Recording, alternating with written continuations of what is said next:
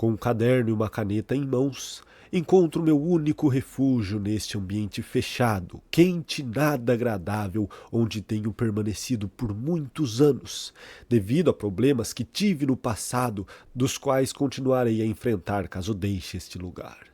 Pretendo registrar minhas memórias neste caderno.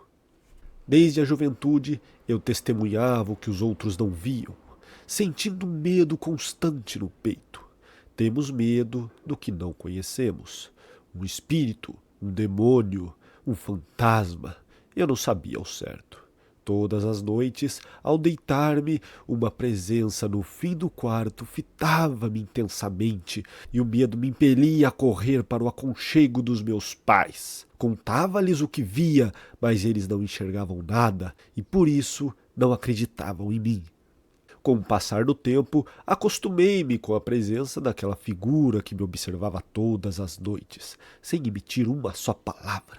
Uma noite, ao despertar na escuridão, deparei-me com ela diante de mim, revelando sua terrível aparência. Seu rosto desfigurado, desprovido de pele, olhos arregalados, cabelos longos e um corpo coberto por pelos. Em silêncio, fitava-me fixamente e o medo avassalador tomou conta de mim. Tentei gritar, mas nenhum som escapou de meus lábios. Meu corpo imóvel recusava-se a obedecer.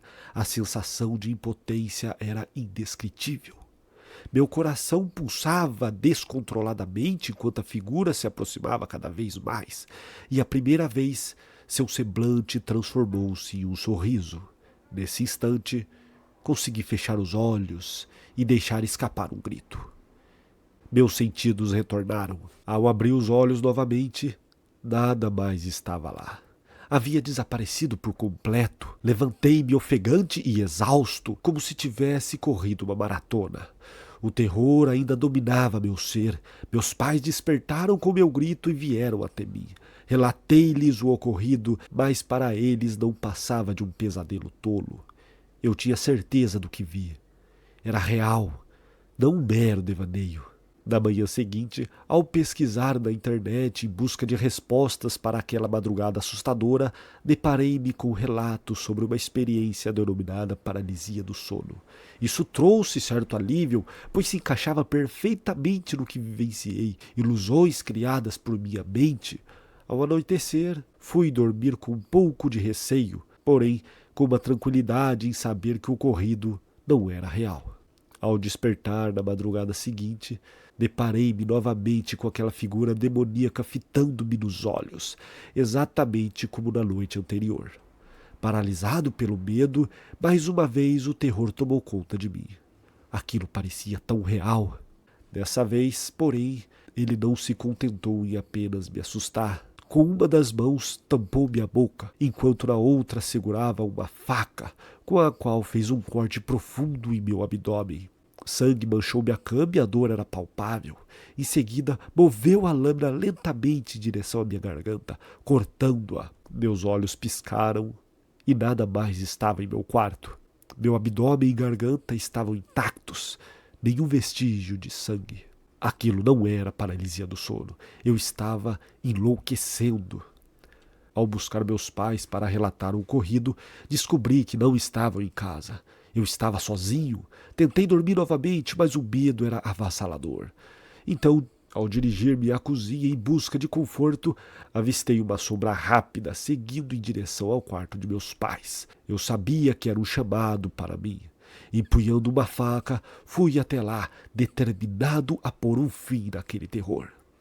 Ao chegar no quarto, deparei-me com meus pais deitados no chão, cobertos de sangue.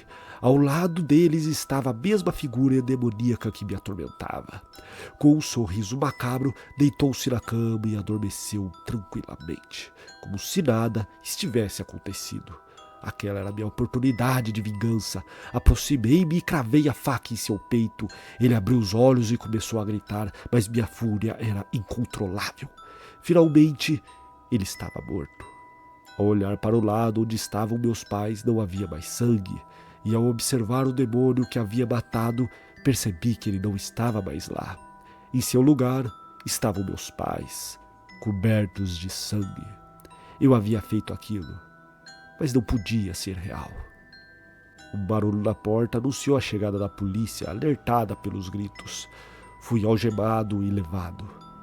Durante meu julgamento, relatei o que aconteceu, mas fui condenado, mentalmente perturbado e encaminhado a uma clínica especializada. Lá, as coisas só pioraram. Via o mesmo demônio constantemente, relembrando-me do que fiz aos meus pais. Incapaz de conviver com os outros, sempre tentava ferir alguém, convencido de que esse alguém era o demônio de minha mente. Os medicamentos não surtiam efeito e ali entre a realidade e a ilusão desapareceu. Após 2 longos anos ferindo funcionários e pacientes, concluíram que minha condição era irreversível e me confinaram em um quarto à prova de som, trazendo-me apenas 2 refeições diárias.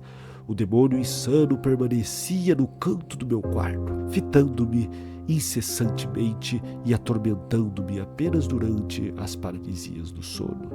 O pensamento de suicídio me assombrava constantemente, mas uma pequena esperança de uma vida normal ainda persistia em mim. Conversar com outras pessoas seria um alívio bem-vindo.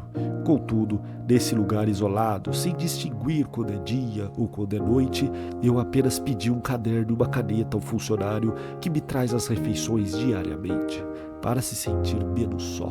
Mesmo ele nunca ter dirigido uma só palavra comigo, atendeu ao meu pedido.